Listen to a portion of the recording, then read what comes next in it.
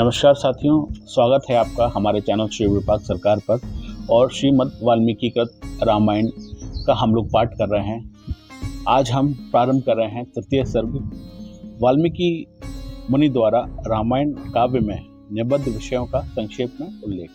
आइए प्रारंभ करते हैं। नारद जी के मुख से धर्म, अर्थ एवं कामरूपी फल से युक्त हितकर तथा प्रकट और गुप्त संपूर्ण रामचरित्र को,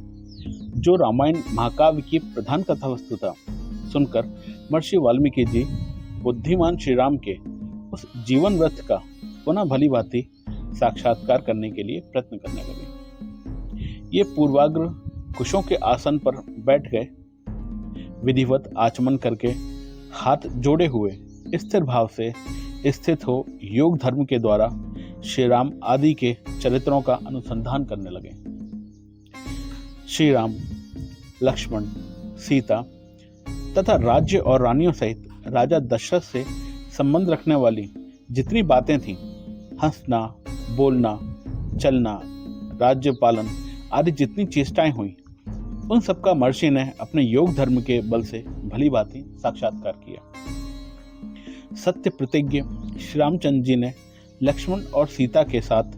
वन में विचरते समय जो जो लीलाएं की थीं, वे सब उनकी दृष्टि में आ गई। योग का आशय लेकर उन धर्मात्मा महर्षि ने पूर्व काल में जो जो घटनाएं घटित हुई थीं,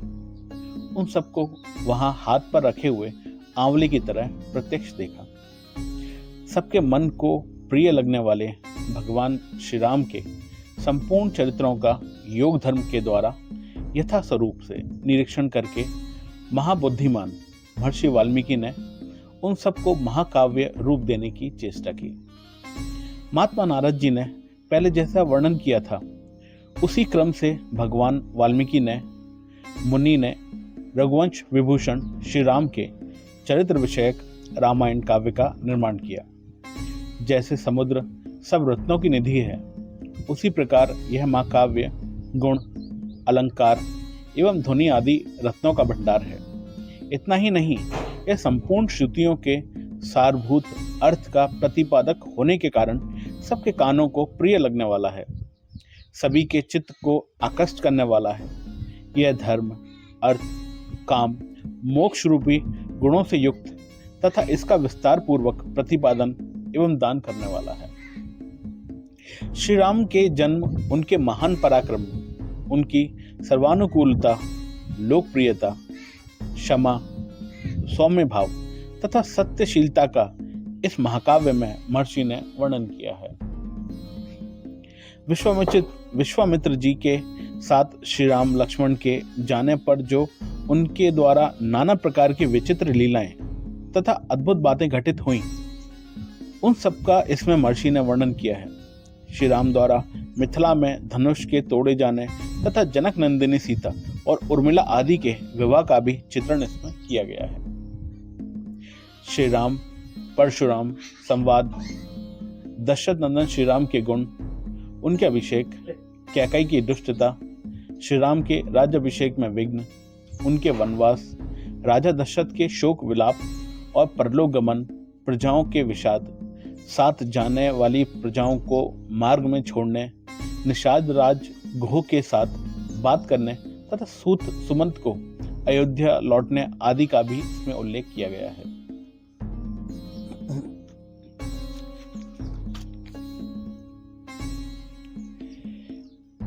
श्री राम आदि का गंगा के पार जाना, भारद्वाज मुनि का दर्शन करना, भारद्वाज मुनि की आज्ञा लेकर त्रिकूट पर्वत पर जाना, वहां की नैसर्गिक शोभा का अवलोकन करना, चित्रकूट में कुटियां बनाना, उसमें निवास करना,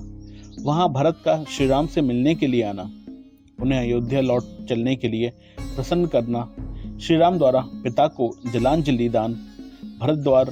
भरत द्वारा अयोध्या के राज सिंहासन पर श्री रामचंद्र जी की श्रेष्ठ पादुकाओं का अभिषेक एवं स्थापन, नंदीग्राम में भरत का निवास, श्री राम का दंड आरण्यक में गमन, उनके द्वारा विराध का वध, शरभंग मुनि का दर्शन, सुतीक्ष्ण के साथ समागम, अनसुईया के साथ सीता देवी की कुछ काल तक स्थिति उनके द्वारा सीता को अंगराग समर्पण, श्री राम आदि के द्वारा अगस्त्य का दर्शन, उनके दिए हुए वैभव धनुष का ग्रहण, शूर्पणखा का संवाद, श्री राम की आज्ञा से लक्ष्मण द्वारा उसका विरूपण करना, श्री राम द्वारा खरदूषण और त्रिशरा का वध, शूर्पणखा के उत्तेजित करने से रावण का श्री राम से बदला लेने के लिए उठना, श्री राम द्वारा मारीच का वध, रावण द्वारा वैदेही नंदिनी सीता का हरण, सीता के लिए श्री रघुनाथ जी का विलाप, रावण द्वारा गृधराज जटायु का वध, श्री राम और लक्ष्मण की कबंध से भेंट, उनके द्वारा पंपा सरोवर का अवलोकन, श्री राम का शबरी से मिलना और उसके दिए हुए फल मूल को ग्रहण करना, श्री राम का सीता के लिए प्रलाप, पंपा सरोवर के निकट हनुमान जी से भेंट, श्री राम और लक्ष्मण का हनुमान जी के साथ ऋषमुख पर्वत पर जाना, वहां सुग्रीव के साथ भेंट करना, उन्हें अपना बल का विश्वास दिलाना और उससे मित्रता स्थापित करना, बाली और सुग्रीव का युद्ध, श्री राम द्वारा वाली का विनाश, सुग्रीव को राज्य समर्पण करने, अपने पति वाली के लिए तारा का विलाप, शरत काल में सीता की खोज करने के लिए सुग्रीव की प्रतिज्ञा, श्री राम का बरसात के दिनों में माल्यवान पर्वत के प्रस्त्र नामक शिखर पर निवास, रघुकुल सिंह श्री राम का सुग्रीव के प्रति क्रोध दर्शन, सुग्रीव द्वारा सीता की खोज के लिए वानर सेना का संग्रह, सुग्रीव का संपूर्ण दिशाओं में वानरों को भेजना और उन्हें पृथ्वी के द्वीप समुद्र आदि विभागों का परिचय देना, श्री राम का सीता के विषय में हनुमान जी को अपनी अंगूठी देना, वानरों को ऋक्षविल स्वयं प्रभा गुफा का दर्शन, उनका प्रायोवान्वेषण, प्राण त्यागने के लिए अनशन,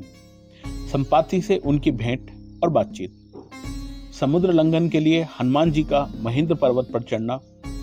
समुद्र को लांघना, समुद्र के कहने से ऊपर उठे मैनाक का दर्शन करना, इनको राक्षसी का डांटना,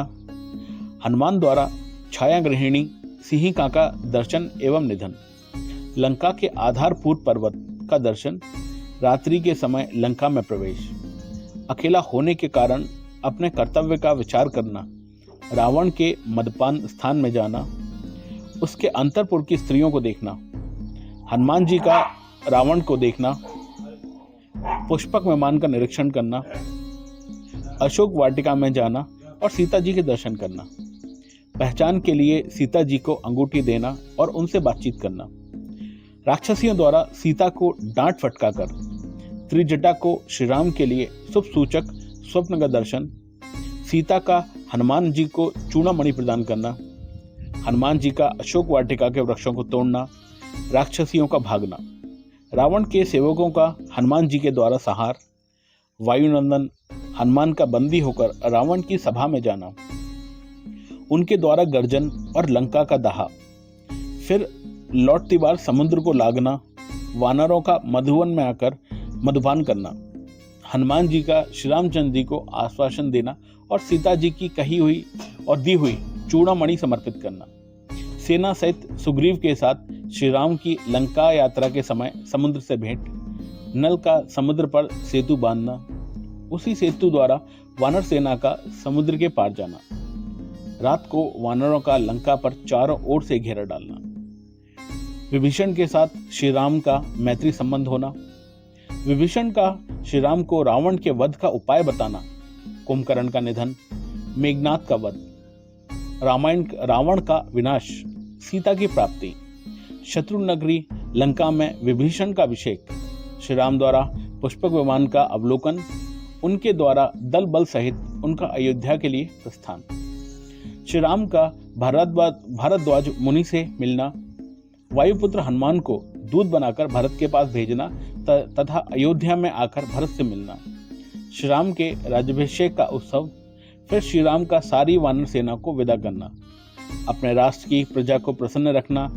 उनकी प्रसन्नता के लिए ही विदेही नंदिनी सीता को वन में त्याग देना इत्यादि वृत्तांतों को एवं इस पृथ्वी पर श्री राम का जो कुछ भविष्य चित्रित था उसको भी भगवान वाल्मीकि मुनि ने अपने उत्कृष्ट महाकाव्य में अंकित किया है। जय श्री राम। ओम नमः शिवाय।